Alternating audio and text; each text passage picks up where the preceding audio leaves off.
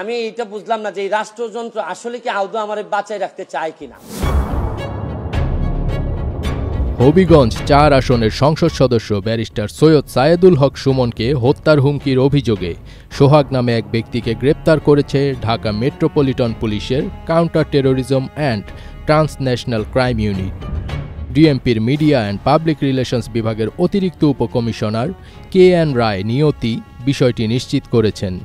তিনি জানান, হত্যার হুমকির ঘটনায় সংসদ সদস্য ব্যারিস্টার সুমন থানায় একটি সাধারণ ডায়েরি করেন। এরপর ওই ঘটনার ছায়া তদন্ত শুরু করে সিটিটিসি। পরে তথ্য প্রযুক্তির সহায়তায় হবিগঞ্জে অভিযান চালিয়ে অভিযুক্ত ব্যক্তিকে গ্রেপ্তার করা হয়েছে। বাংলাদেশের ভালো করতে চাইলে আপনি হয় মরবেন নাইলে বেজ্জত হবেন। আমার মনে হয় কোন একটা আমার হওয়ার সময় কাছাকাছি। এর আগে গত 29 জুন রাতে রাজধানী শেরেবাংলা নগর থানায় হাজির হয়ে জীবনের নিরাপত্তা চেয়ে সাধারণ ডায়েরি করেন হবিগঞ্জ ৪ আসনের সংসদ সদস্য সৈয়দ সায়েদুল হক সুমন।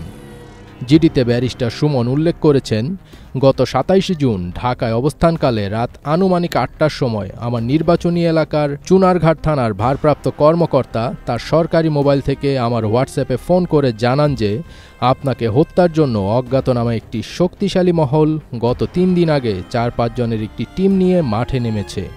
আপনি রাতে বাইরে বের হবেন না এবং সাবধানে থাকবেন। জিডিতে সুমন আরও উল্লেখ করেছেন, তখন আমি ওসির কাছে অজ্ঞাতনামা ব্যক্তির পরিচয় জানতে চাইলে তিনি ওই ব্যক্তির পরিচয় জানাতে অস্বীকার করেন এবং আমাকে সাবধানে থাকার পরামর্শ দেন। এই বিষয়টি জানার পরে আমি মারাত্মকভাবে নিরাপত্তাহীনতায় ভুগছি। জিডির কপি সামাজিক যোগাযোগ মাধ্যমে শেয়ার করে সুমন লিখেছেন, ভয়টা মৃত্যুর নয়, ভয়টা আমার এলাকার মানুষের জন্য। কি হবে যদি বেঁচে না থাকি?